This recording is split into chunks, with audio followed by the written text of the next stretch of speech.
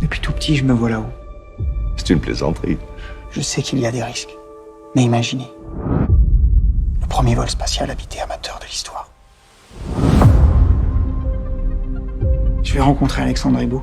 Pense à autre chose, mon vieux. Quand tu te réveilleras, tu verras que tu auras passé ta vie à courir après quelque chose d'impossible.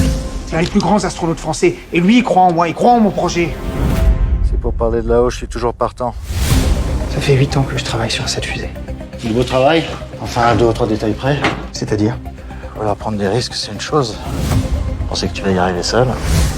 j'ai un ami qui me donne un coup de main. Et puis il y a ma grand-mère. T'as besoin d'un mathématicien, au moins pour tout vérifier et suivre le vol depuis le sol. Jim, il y a quelqu'un qui veut te voir à l'accueil. Qu'est-ce que vous voulez? Travailler sur votre projet?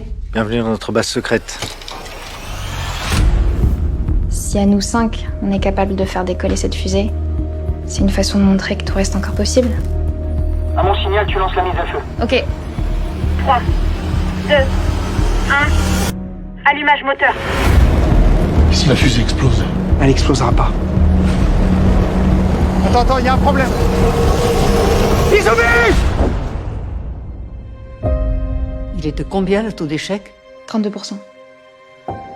Faudra pas non plus des années à ma boîte pour découvrir toutes les pièces que je leur ai piquées. On est tout prêt.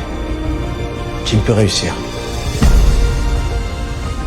J'ai envoyé une copie du rapport au siège et j'ai prévenu la DGSI.